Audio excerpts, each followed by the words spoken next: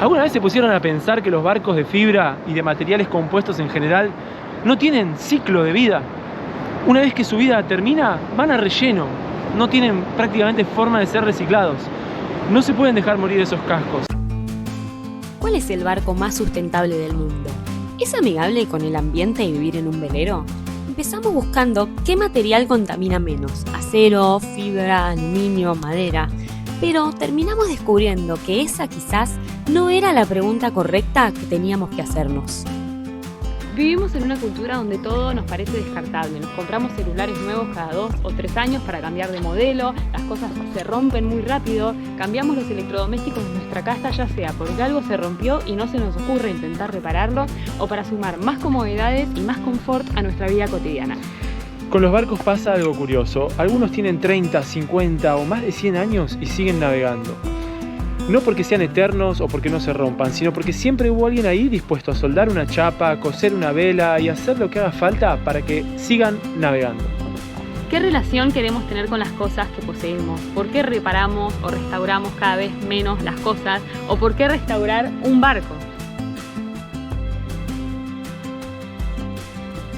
Para quienes no nos conocen, somos Manu y Raúl, y hace 2 años vivimos y viajamos a bordo del Tupac Amaru, un velero de acero de 36 pies de diseño francés que estamos restaurando con nuestras propias manos.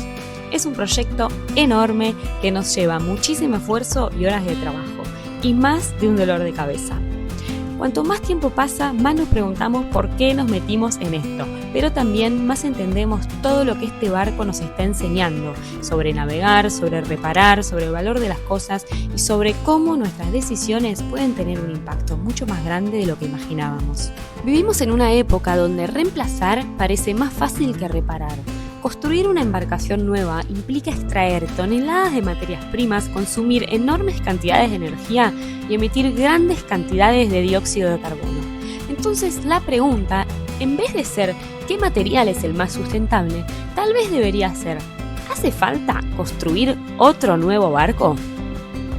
Existe una idea muy instalada, que la fibra de vidrio es prácticamente libre de mantenimiento, el aluminio dura para siempre, que el acero se oxida y es por eso el peor de los 3, y que necesariamente uno de esos materiales tiene que ser el mejor para el planeta.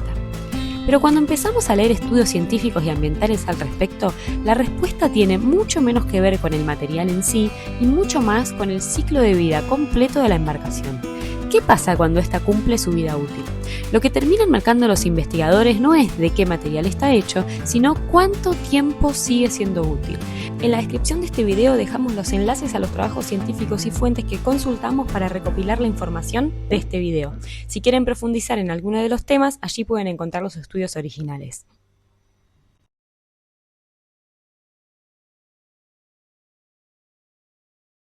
Si tuviéramos $1 millón, seguramente no hubiéramos llegado nunca al Tupac, porque las circunstancias en las que se nos dio y cómo lo llegaba a nosotros hace que sea todo muy especial y asociado a nuestra forma de vivir y a nuestro estilo de vida. No me entiendan mal, el Tupac Amaru es un barco grandioso, que lo amamos y él nos ama y nos cuida como no podría hacerlo ningún otro barco de manera mejor. Pero seguramente si hubiéramos sido millonarios hubiéramos comprado otro barco. Lo que no quiere decir que hubiéramos comprado uno nuevo. Lo nuevo trae consigo un impacto mucho mayor que salvar algo del abandono. Hay suficientes barcos en el mundo, hay muchísimos, hay muchos más de los que se podrían navegar. Por algo se están pudriendo muchos en marinas o en tierra mismo, en varaderos, esperando que alguien los saque del abandono y los rescate. Para nosotros esa era la opción indicada, más allá de nuestros recursos. Si bien no estábamos pensando en eso y en la sustentabilidad o en la restauración cuando llegamos al barco o cuando Raúl llegó al barco, una vez que nos metimos de lleno en esto, lo empezamos a restaurar, empezamos a conocerlo, a conocer todas las historias de dueños anteriores y todo, eso nos hizo empezar a pensar muchísimo más y tomar mucha más conciencia de que no solo es un objeto, sino que es un archivo de un montón de historias, de memorias, y queríamos traerlo a la vida y cuidarlo así como él cuida de nosotros. Cuando compramos el Tupac Amaru no lo hicimos pensando en una decisión ecológica. Fue simplemente el barco que podíamos comprar y que apareció en el momento justo. Uno nuevo estaba completamente fuera de nuestro alcance. Pero mientras lo reconstruíamos, entendimos algo que va mucho más allá de nuestro presupuesto, que restaurar cambia la relación que uno tiene con las cosas. Cada soldadura, cada tabla recuperada, cada tornillo que reutilizamos, cada pieza que adaptábamos con nuestras propias manos, hizo que el barco dejara de ser un objeto. Empezó a convertirse en una historia de la que también formábamos parte. Quizá la sustentabilidad también tenga que ver con esto. No solo consumir menos, sino aprender a cuidar, con extender la vida de lo que ya existe, con reconocer el trabajo, la energía y los materiales que ya fueron invertidos en construir algo. Porque cuando entendemos cómo está hecho un objeto y cuánto costó devolverlo a la vida, resulta mucho más difícil tratarlo como descartable o descuidarlo. Los barcos tienen además algo que otros objetos no suelen tener y es una especie de memoria y su historia.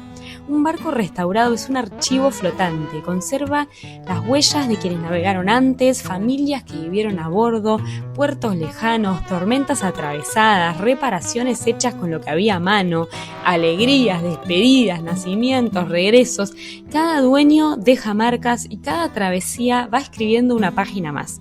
Quizá por eso muchos navegantes se resisten también a cambiarles el nombre, más allá de las supersticiones. Cambiar un nombre es interrumpir una historia que viene escribiéndose desde mucho antes de nuestra llegada. Nosotros no empezamos la historia del Tupac Amaru, solo nos tocó cuidarlo un capítulo y escribir algunas páginas más, con la esperanza de que cuando llegue el momento de dejarlo ir, alguien continúe este relato donde nosotros lo dejamos. Mirá, un pez globo.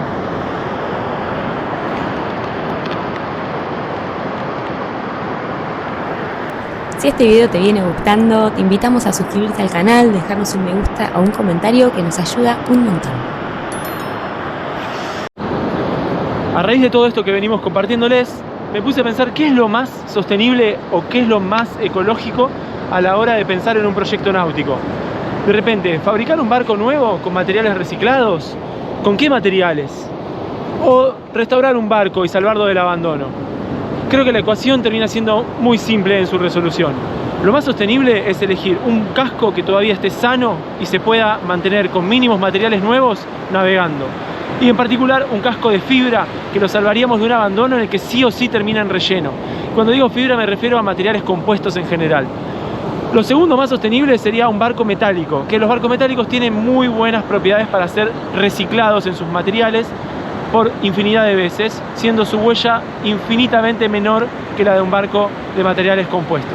El aluminio, en particular, un 95% de la huella energética que tiene hacer un barco de aluminio con aluminio reciclado es la que tendría que hacerlo con aluminio virgen. Es una gran idea y es un gran material para reciclar.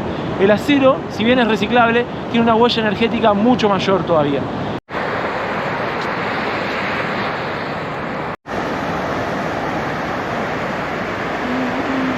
Ahora está muy de moda y en boca de todos los barcos hechos con materiales reciclados. En particular, los barcos de materiales compuestos hechos con un porcentaje de material reciclado. Puede ser de botellas PET, por ejemplo, o polipropileno. Plásticos que tienen muy buena reciclabilidad. Ahora, ¿cuál es la huella energética de todo ese reciclaje? ¿Dónde fue hecha la separación? ¿Fue hecha realmente en origen o eso tiene una cadena energética de puesta en valor carísima y muy poco sustentable también? Y también, ¿qué porcentaje realmente es de material reciclado contra material virgen? Porque normalmente no supera el 40 o 50%. El resto es material virgen que también tiene una huella energética enorme. Si comparamos los materiales más comunes en la construcción de barcos, todos tienen ventajas y desventajas desde el punto de vista ambiental. La fibra de vidrio es liviana, resistente y requiere poco mantenimiento. Es el material dominante en la náutica recreativa desde los años 70. Lo que la hace tan resistente son los enlaces cruzados entre el poliéster y el vidrio, pero son esos mismos los que después son muy difíciles de romper para reciclarla. El aluminio, en cambio, es altamente reciclable. Puede fundirse y volverse a convertir en nuevos productos, y hacerlo requiere muchísima menos energía que producir aluminio virgen desde cero. Pero fabricar ese aluminio original sí que es un proceso muy intensivo de energía, por lo que su impacto depende mucho de cómo se produjo originalmente y de si al final de su vida útil efectivamente entra o no en un circuito de reciclaje. El acero también es reciclable y tiene circuitos industriales de recuperación muy desarrollados, pero es pesado, requiere mucho mantenimiento para evitar la corrosión y dependiendo del uso del barco, ese peso puede traducirse en un mayor consumo de combustible durante su vida útil. Entonces, ¿cuál es el material más sustentable? La respuesta no es tan sencilla, porque si miramos solamente el material nos estamos perdiendo una parte fundamental de la historia. ¿Qué pasa con el barco después de que deja de navegar? Un barco puede estar construido con un material reciclable, pero si termina abandonado, hay que trasladarlo cientos de kilómetros, desmontarlo, sacar sus componentes, procesarlo. Toda esa operación también consume energía y genera emisiones. Por eso, cuando hablamos de sustentabilidad, quizá la pregunta más importante es ¿cuánto tiempo puede seguir siendo útil una embarcación? Y acá aparece una idea fundamental de la economía circular, la jerarquía de las R's. En términos generales, cuanto más arriba estamos en esta jerarquía, mejor. Primero está reducir, evitar producir algo nuevo si no hace falta. Después, reutilizar. Y finalmente, reparar, renovar, reacondicionar, remanufacturar o incluso darle un nuevo uso. Y recién al final aparece reciclar. Porque reciclar, aunque es mucho mejor que descartar, sigue requiriendo energía, transporte y procesos industriales. Y en el caso de algunos materiales compuestos como la fibra de vidrio, el reciclaje a gran escala todavía es un desafío. Lo más sustentable probablemente no sea construir el barco perfecto con el material perfecto, sino que tal vez sea no construir otro barco si ya existe uno que puede seguir navegando. Más allá de que viajar a vela es bastante sustentable porque nos movemos con el viento, la energía la tenemos gracias a paneles solares, bueno, esas cosas. La verdad que vivir a bordo nos hace también consumir muchísimo menos porque no estamos expuestos ni tenemos acceso tampoco, ni aunque quisiéramos, a ir a comprar cosas o a ir a un shopping o a comprar pavadas que te tientan estando por ahí. Entonces la verdad que no tenemos gastos y no consumimos más que comprar comida, pescamos mucho también y cosas que realmente necesitamos. Entonces la verdad que nos cambió mucho la vida, la economía y la manera también de eso, de los gastos mensuales que tenemos y cómo las cosas que compramos, las cosas que sentimos que necesitamos, y cada vez con el tiempo lo notamos más y es más fuerte. Y también somos mucho más conscientes de cuánto gastamos, porque hay que cuidar mucho más el agua, el gas, la energía, la comida, hay que cuidar un montón, muchísimo más las cosas, porque después conseguirlas requiere muchísimo más esfuerzo, ya sea a inflar un dinghy, bajar a tierra o no sé, vamos a estar navegando varios días. Entonces realmente genera una conciencia del consumo que hacemos muchísimo mayor. Por ejemplo, calentar el agua para el mate implica llenar la cantidad justa de agua que vamos a usar con el termo y poner esa cantidad de agua en la pava, porque no quiero que me sobre agua caliente en la pava y tampoco quiero gastar gas de más calentando agua que no voy a usar. Todos estos pequeños detalles van haciendo la diferencia. Y además hay otro aspecto fundamental, que es que somos mucho más conscientes de nuestros residuos, porque muchas veces por varios días no tenemos dónde descartar, entonces se van acumulando, y los residuos plásticos sobre todo. Entonces minimizamos todo lo que podemos, llevamos nuestras bolsas cada vez que hacemos las compras y tratamos de elegir productos que no usen envases con plásticos de un solo uso.